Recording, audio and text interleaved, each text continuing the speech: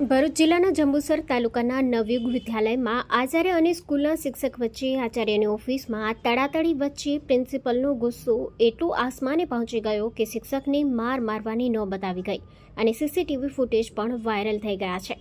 શિક્ષકને પણ પ્રિન્સિપલ સાથે કયા પ્રકારે વર્તન કરવાનું તેનું ભાન ન હોવાના વિડીયો પણ સામે આવ્યા છે. ભરૂચ જિલ્લાના જંબુસર તાલુકાની નવયુગ વિદ્યાલયના આચાર્ય હિતેન્દ્ર ઠાકોર છે અને આજ સ્કૂલમાં શિક્ષક તરીકે રાજેન્દ્રસિંહ પરમાર ફરજ નિભાવે છે. શિક્ષકની રજા માંગણી બાબતે તથા અન્ય મુદ્દા ઉપર પ્રિન્સિપલ હિતેન્દ્ર ઠાકોરની ઓફિસમાં મીટિંગ મળી હતી, જેમાં શાળાના આચાર્ય હિતેન્દ્ર ઠાકોરે શિક્ષકને સમજાવવાના પ્રયાસ કરતા શિક્ષકે પણ અચાનક ઉશ્કેરાઈને જવાબ આપતા અભદ્ર શબ્દનો ઉપયોગ કર્યો હોય તેવા વિડીયો પણ સામે આવ્યા છે.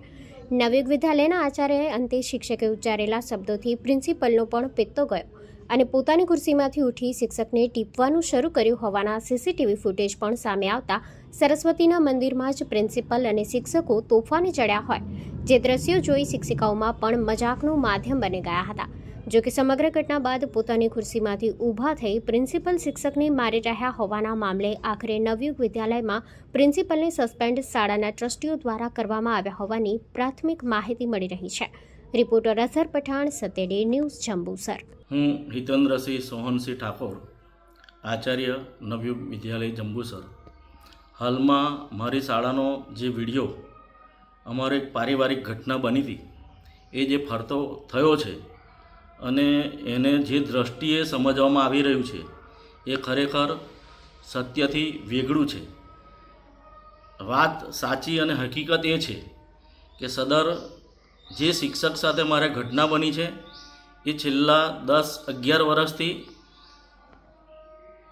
એમની ફરજ પ્રત્યે નિષ્ઠાનો અભાવ હતો, જેની મંડળે નોંધ કરેલી છે, લેખિત ઠપકા પણ આપેલા છે, એમના ઉચ્ચતર પગાર ધોરણ પર રોકેલા છે, ડીઓ કચેરીમાં પણ એમની રજૂઆત થયેલી છે. તદુપરાંત ગત વાલી મિટિંગમાં પણ વાલીશ્રીઓએ એમની ભણાવવાની પદ્ધતિ બાબતે અસંતોષ વ્યક્ત કરેલો છે. વર્ગખંડની અંદર પણ બાળકોને અપશબ્દો બોલવા એ બાબતે પણ વાલીશ્રીઓએ અમારા શાળાના પ્રમુખશ્રીને કેટલીક વાર રજૂઆત કરી છે કે આ શિક્ષક બીભત્સ શબ્દો વાપરે છે. તદુપરાંત શાળાની અંદર આ વર્ષે 9મા ધોરણમાં 103 વિદ્યાર્થીમાંથી 73 વિદ્યાર્થી એમના વિષયમાં નપાસ થયેલા છે. ગત વર્ષે પણ 45 વિદ્યાર્થી 9મા ધોરણમાં વાર્ષિક પરીક્ષામાં નપાસ થતાં બાળકોના ભાવિ સાથે આ રીતે ચેડા થતા રહેલા છે. તદુપરાંત વિદ્યાર્થીઓને વાલીઓની લેખિતમાં રજૂઆત છે કે આખા વર્ષમાં એક પણ પ્રયોગ કરાવતા નથી.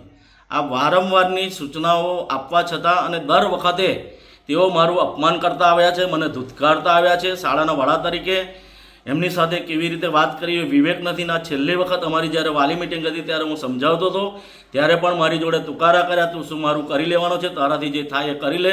મને અપમાનજનક શબ્દો બોલ્યા ને મને ઉશ્કેર્યો છે ને એ બાબતે અમારા બંને વચ્ચે આ એક ઝપાઝપી થઈ ગયેલી છે. બાકી વાસ્તવમાં સત્ય હકીકત આ છે. જો તમે આ વિડીયો ફેસબુક પર જોઈ રહ્યા છો તો લાઈક અને ફોલો કરો, અને યુટ્યુબ પર જોઈ રહ્યા છો તો અમારી ચેનલને સબસ્ક્રાઇબ કરો. સત્તરે.com, આઝાદી સમાચારોની.